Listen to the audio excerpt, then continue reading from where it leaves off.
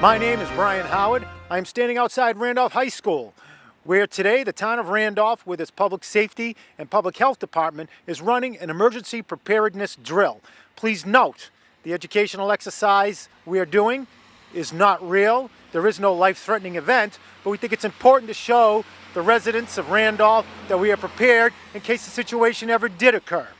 Today I have the pleasure of wearing two hats. I am also the information officer for this event. So we're going to take a look inside and give you a taste of what's going on. Joining me now, I have Rich Latour, who is the Regional 2 Local Coordinator for MEMA. Rich, good morning. How are you today? I'm good, thanks. How are you? I'm doing excellent. Tell us a bit about this exercise, why it's important that communities conduct them. Sure. So it's all about preparedness before the event occurs. You want to make sure you're in a good place in the event that you have to actually operate one of these. And this is the time to work the bugs out and see what works, what doesn't work. Community preparedness is a huge part of what we do with the communities that we work with. And this is definitely a great way to do that with a full-scale exercise after you've practiced at a tabletop setting, at a functional setting, and now kind of bringing it all together in a full-scale setting. And for the folks that are at home, this is kind of part 3 of the process for the town of Randolph. It sure is, yeah. So you started several years ago with a tabletop exercise, which is more of a discussion-based scenario around a table and just kind of talking it out. Second piece of that is a functional exercise where you would activate certain pieces like an incident command center and work through the different bugs and the processes. And then once you're done with those, you culminate it with a full-scale exercise where you actually mobilize the people, the equipment, the resources, and work through an actual scenario in real time. For the folks that are watching at home, today we're doing a training exercise for a hypothetical meningitis outbreak. That's key as we let the folks know that this is an exercise, a drill, not real, not happening. But on a regular basis, how could folks stay on top of the issue of an emergency that may happen? How could residents or businesses prepare? Sure. So that's a great, important, critical piece is individual preparedness. You want to make sure that you're as ready as you can be in the event that something happens. And it doesn't have to be a medical outbreak. It could be something like a winter storm. The snow that we've had this year is a great example of that. Hurricanes that we've experienced in the past, wind events, rain events. You have to be prepared locally, and there's many things you can do before the storm hits to be ready. There's many websites that you can reach out to look at supply lists and things that you can collect ahead of time to make sure that you are ready to leave if you had to evacuate, or to make sure that your family's safe. Things like contact lists and knowing who your family members are that you want to reach out to in the event of an emergency, or making sure that you have extra medications on hand, water on hand, non-perishable food on hand. And some of those websites you can go to ready.gov is the federal website through FEMA. Our website's mass.gov/MEMA, M-E-M-A, and there's a piece there on individual preparedness. And it just all has to go with making sure your family, your loved ones, your children are all ready in the event that something does happen, whether you have notice like a hurricane or not, like something like a tornado that happened out west in 2011. Today's event, as you mentioned, is part 3 of the series. Yep. How long did it take to get prepared to actually pull off an event with 100+ volunteers today? Oh boy, we started planning for this 18 months ago, I believe, and it's been monthly or bi-monthly meetings with a core group of people, working through scenarios, working through training, procuring equipment, and doing a lot of mic checks, if you will, making sure the pieces are in place, but also working through a scenario that's realistic so that people don't look at it and say this would never happen. The goal of a full-scale exercise is to have a certain piece of realism to it, so there's that extra urgency to an exercise.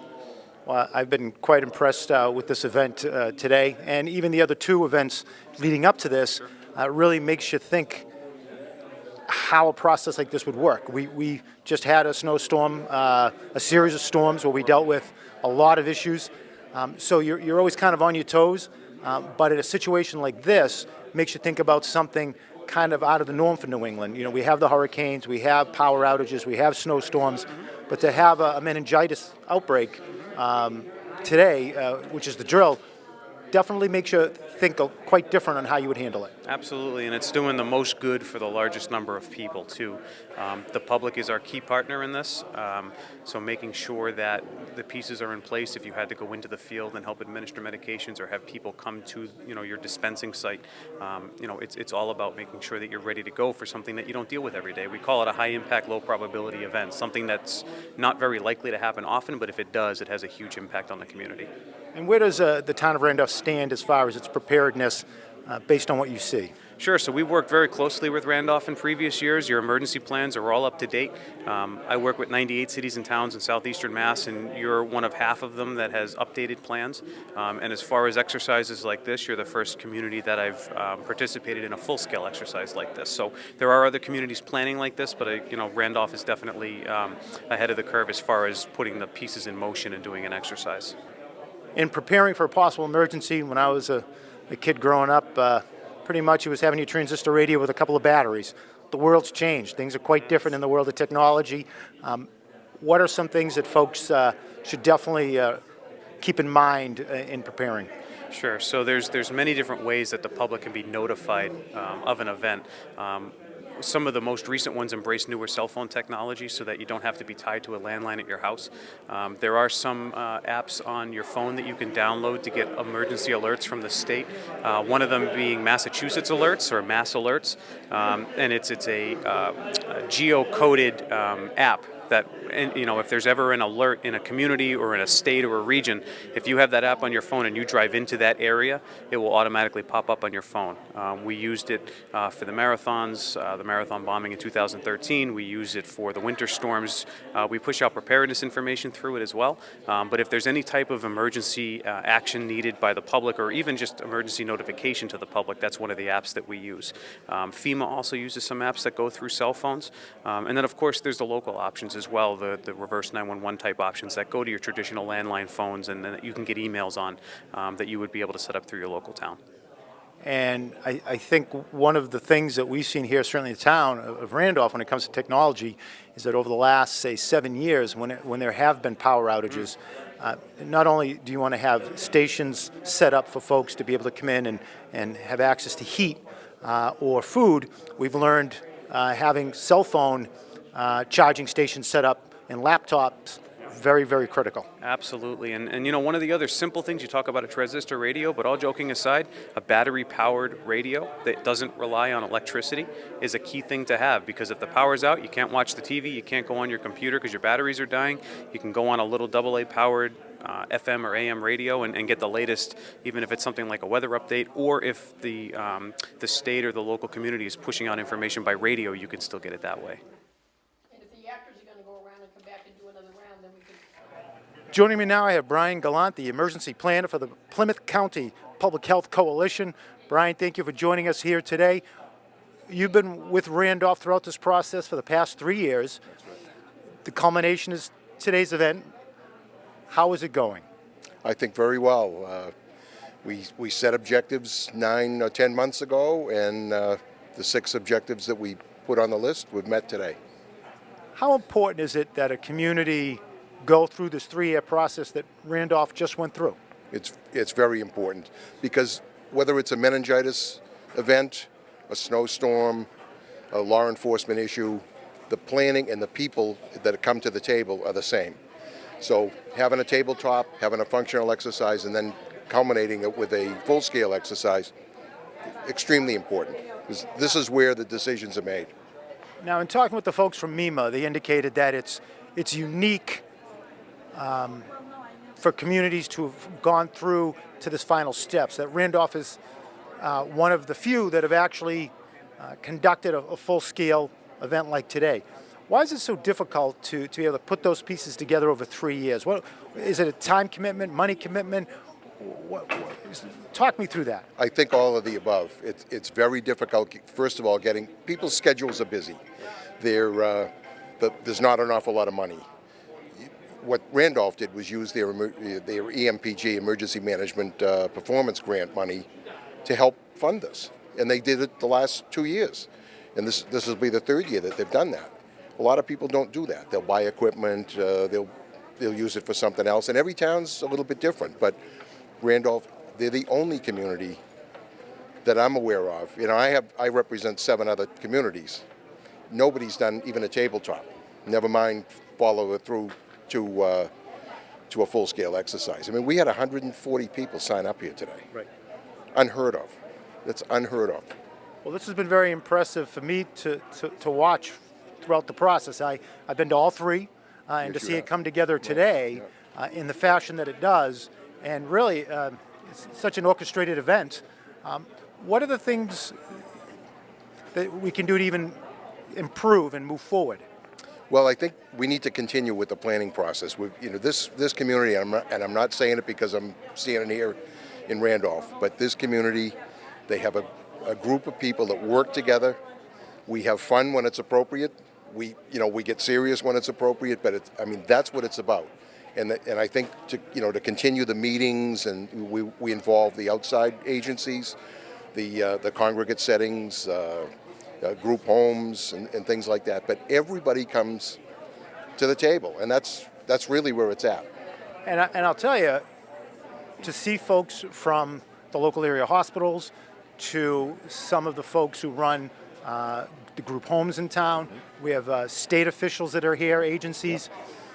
These are contacts that you can use in a future emergency, but really on any type of a issue that may confront the community. Any event, like I said, snowstorms, a law enforcement issue, it might be a public health outbreak or something like that. They're all important.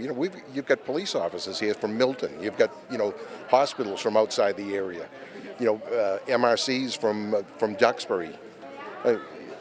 Unbelievable. Everybody works together, and that's what this is about. Joining me now, I have Cheryl Cates, the public health nurse for the town of Randolph. Cheryl, good morning. How are you? Good morning. I'm doing very well. You're holding up pretty good today, considering the amount of preparation and time that goes into putting this event together. I think we'll get through it. I've learned a lot from the very first minute. So I've learned many lessons which will be able to enhance our practices going forward. And even if we have to have a real event, this has been a really good experience. Well, let's do that. Let's take a step back for a second and inform the folks watching at home exactly what it is that we're doing here today. So today what we're doing is we have opened up our emergency dispensing site for a training exercise so that if we needed to open up an emergency dispensing site to give medicine or vaccines to the entire community, we would have a process in place that we would be able to do it with the least amount of disruption. So this is part 3 of the process. We had a tabletop exercise at Stetson Hall. After that, we had the functional exercise at the Tower Hill. And today, this is the full-scale exercise. How long did it take to really complete this process? Well, I would say we've been working on this full-scale exercise for 1 year. Since we had the functional exercise, we've been working towards this. And we had that just about a year ago today.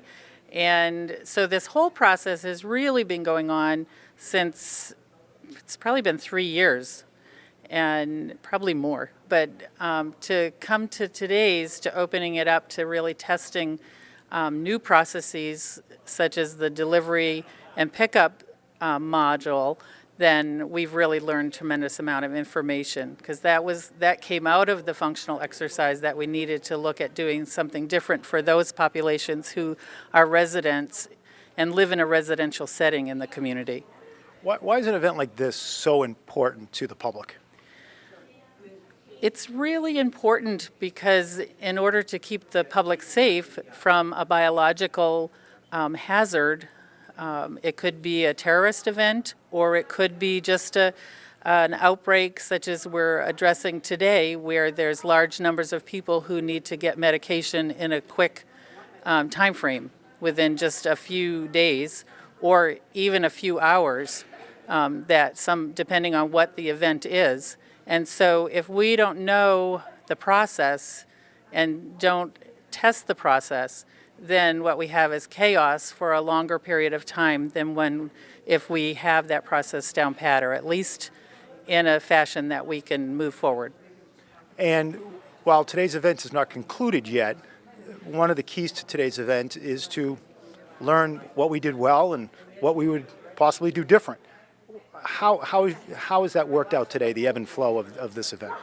So what will happen when we're actually finished with the exercise play, we will then have lunch, and we will then be having an after-action hot wash, which we talk about what went well, what we can do better, and then after that, the initial briefing from today, then we will have a meeting with all of the emergency planners for the town of Randolph in just probably within a couple of weeks to really look at what we need to do to have a corrective action plan to make changes so we can do it even better next time. And in talking to Rich Latour from MEMA, he indicated that Randolph is really one of the few communities in the state that have actually gone to the step of having a full exercise. That is an impressive badge of honor for you and John McVeigh and Chief Donovan and a whole other the police department who've been working on this. I think that what's so critical here is that we have people, we get together regularly to talk about the emergencies in the town. We have each other's names, we know how to reach each other, and there's trust involved. And so we're comfortable doing something a little bit bigger than what other towns perhaps do. And I think one of the things that we have really going for us is that all of the players that are in the Unified Command today, we work together every single day. And so we have that collaboration, and we know that in an emergency we're going to all work together. So if you're watching at home, if you're a Randolph resident or a Randolph business, for example, you should be quite happy to know that Randolph has achieved a full-scale exercise, something that most communities have not accomplished at this point, and that you have a team ready, willing, and able to continue to move forward. I think that it's really important to know that, and one of the things that I have observed going forward today is that we really need more volunteers, and the Medical Reserve Corps is really a place to find a home to do some volunteering, giving back. We need people who can translate in multiple languages, who can be available during times of emergencies. And so if you think you might like to volunteer in the town of Randolph, stop by the Board of Health or give me a call to find out more information about joining the Medical Reserve Corps. It's the SHARE Medical Reserve Corps. So this is a full-scale exercise, and it's being held at Randolph High so that they would have the space necessary to conduct a full-scale exercise. So this is an opportunity to walk you through, the folks at home, how this would work. So if you're a patient or somebody who's been contacted by the Board of Health, as somebody who may have been in contact with someone who has shown symptoms of meningitis, you would arrive on the poolside parking lot, you would enter into the lobby to the triage area. What happens in the triage area? Okay, what happens in the triage area is they would greet you and determine what your needs would be. If you're not feeling well, you would be ushered to isolation right away. You'll be given a mask and gone to isolation, and they would assess you and send you off to the hospital in an ambulance or send you to some other healthcare center. If you're doing fine, you would then be ushered down the hallway to registration, and you would pick up your form to complete that would give your name and address and all of the members of your household that were exposed or potentially exposed.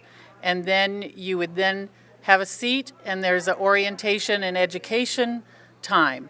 Now, why is that so important that somebody registers, you get their information, and then they have an educational and orientation?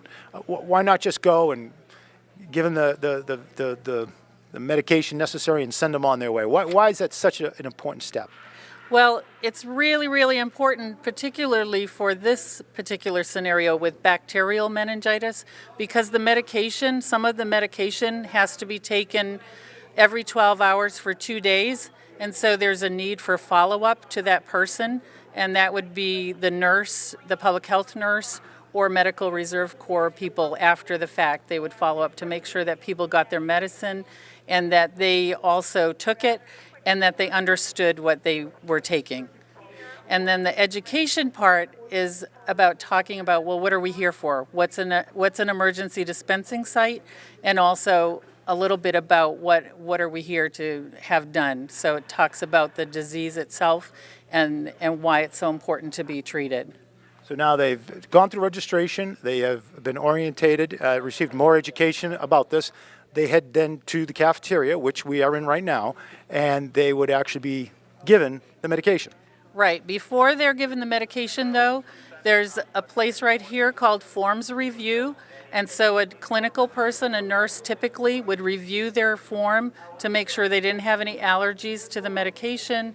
And they would be then, once they're cleared at forms review, they would be sent on to dispensing and get their medication to take home to their whole family.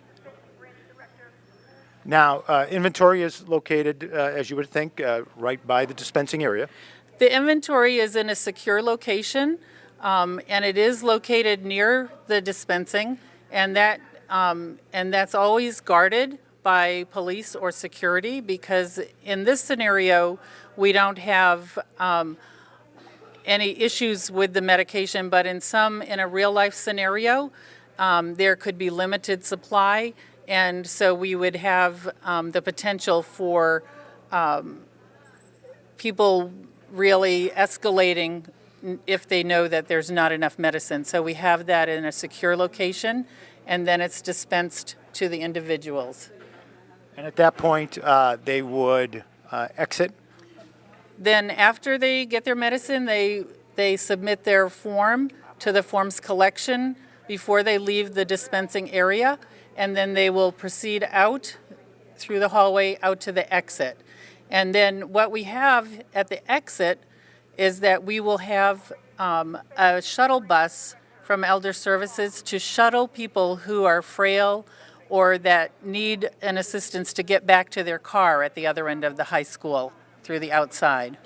Now, another component to this full-scale exercise that was touched upon earlier is you have, say, group homes in town. You have nursing facilities. How would they receive the medication? So at this point, we have designated an area for delivery and pickup, and we would have communication prior to any event starting. We would typically not run it at the same time as the general emergency dispensing site, just for to keep things flowing. But what we would do is we would have communication, and they would send a list of the people who were exposed to the public health nurse, either through a fax, and we would have them come and pick up. They would bring that copy with them, and they would identify themselves, and we would communicate ahead of time, and they would just come and pick up the medicine and take it back to where they are at their site. For delivery, we would do the same process, only we would be the ones delivering it, and that would be delivered to the site through a police officer in a marked cruiser. And we would be in contact with the facilities to make sure they didn't have any questions. They all, because of our planning efforts, they all have clinical people who would be on the other end. And then when they've completed giving the medicine, they would then send the form back to the public health nurse saying that the medicine was all done. And I am part of the Incident Command Logistics. I'm serving today as the Public Information Officer. Tell us a bit more about the Incident Command and why they're located away from the key activities going on.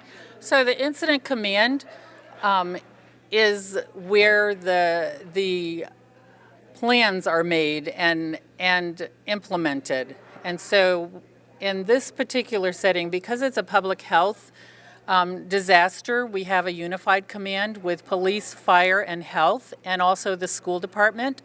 And so they work together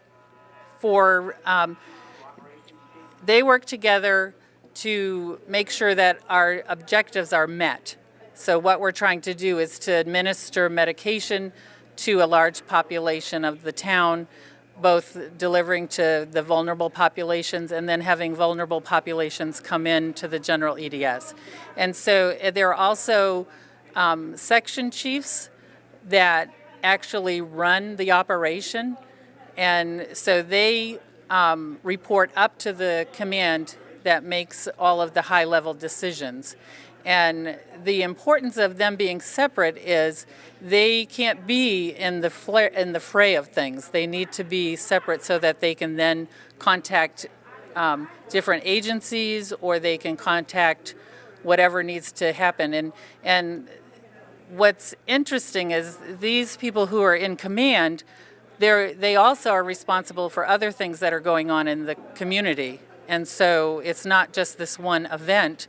There are real life things going on. And for example, we had other things that were going on, like a hazmat incident that needed to be handled as a part of this exercise. And those can happen in real life. Even in the middle of an exercise, there are real life things going on.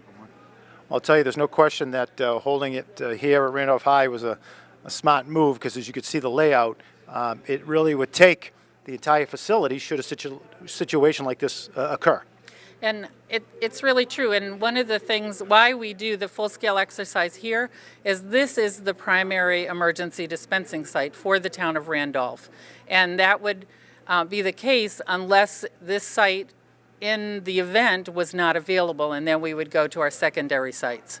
And so in a real event, if we needed to open an emergency dispensing site, you would still want to listen to information that comes out into the waves, because it may not be this place. So always listen to what's going on with information to the public in a real event.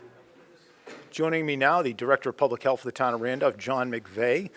John, this event, third in a series, why is it so important for public health that events like this occur? I think it's important, Brian, that events like this occur. We have emergencies that occur in the nation. We've seen that with Ebola and other instances with meningitis.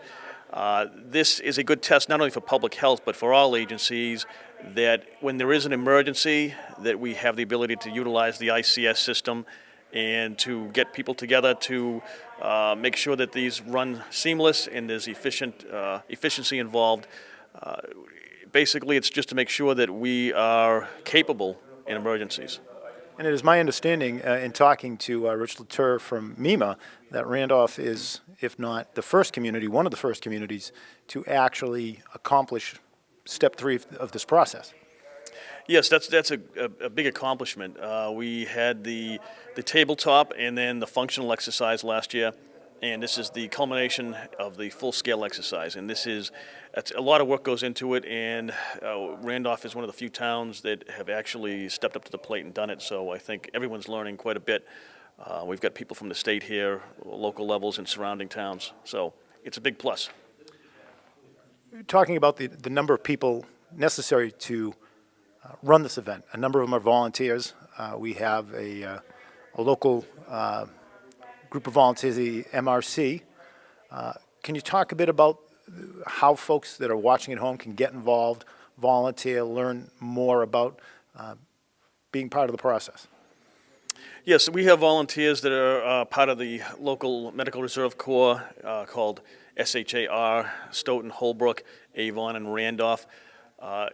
Anyone that's interested in that type of activity regarding public health, they can contact either our office at 781-961-0924 at the Board of Health, or Holbrook Emergency Management, and the contact there would be Rick Roos. Either way, you can contact, again, Board of Health or the Holbrook Emergency Management, and you can join. We always need volunteers. For instance, for the town of Randolph, we have 3 dispensing sites.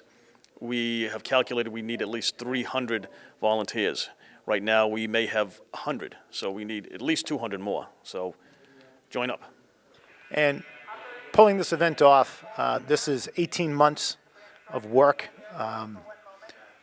Who were the other folks that worked with you to accomplish this? I know certainly Cheryl Cates. Are there other folks that you would like to acknowledge and thank?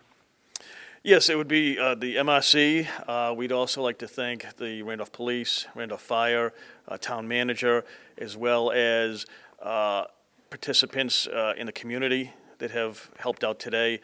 We have state agencies that have helped out as well. The schools, especially, because they allowed us to use the building on a Saturday, and it's a big task to get this all organized and opened up. There's a host of people, but if I haven't mentioned any that are who I've helped out, I apologize, but that's the main group. And today, as I walk around, I see representatives from some of the area hospitals. We have folks that from a number of other state agencies. This really is quite an impressive group that comes together for this. Yeah, it takes a lot of coordination to get all these people together, especially on a Saturday. It's a big task. It's been about a year to plan for this actual exercise in and of itself, the actual physical exercise. So we'd like to thank again anyone who was involved, and including yourself, Brian. That this is a big event, and I think that the town of Randolph should be proud of all the participants.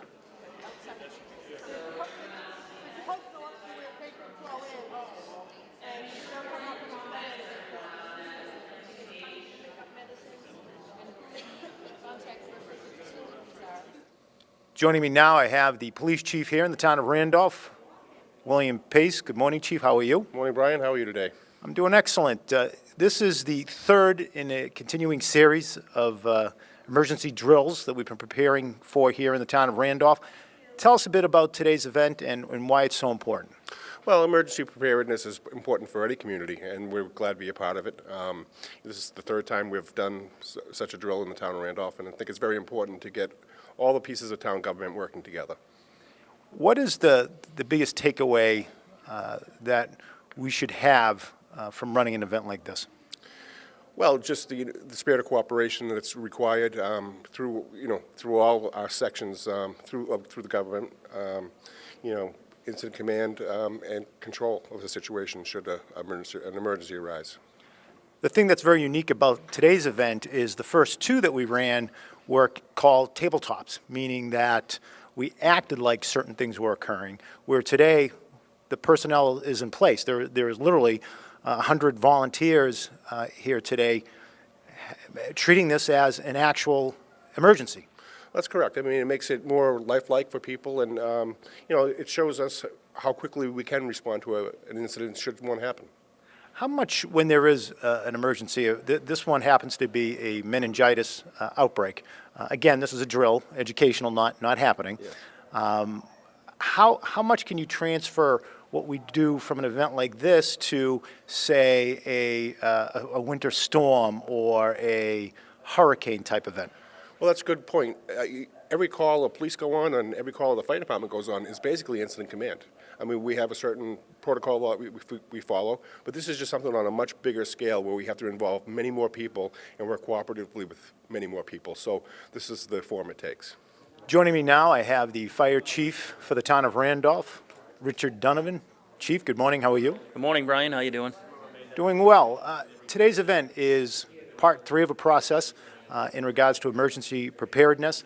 Walk us through what's going on here today. Sure, Brian. This is the full-scale exercise portion of a distribution effort in order to take care of a fictional exercise related to meningitis. So allegedly what's happening here is there's been a meningitis outbreak in the town of Randolph, and the Board of Health, in coordination with other agencies, Randolph Police, Randolph Fire, all other town agencies that are pertinent to this process, are now functioning as in an incident command structure and distributing a drug out to people who have been infected by meningitis.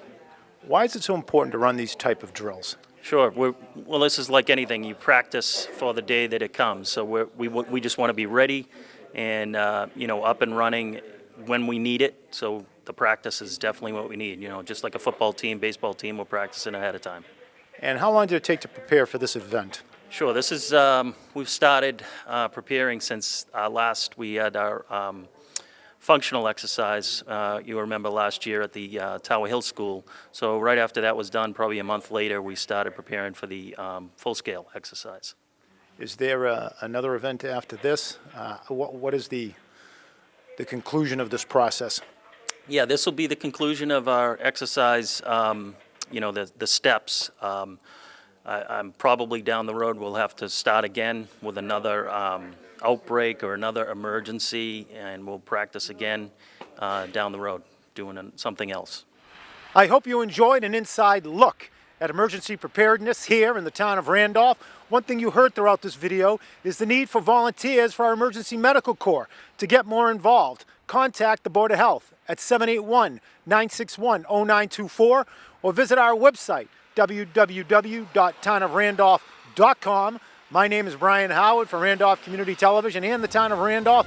Thank you for tuning in.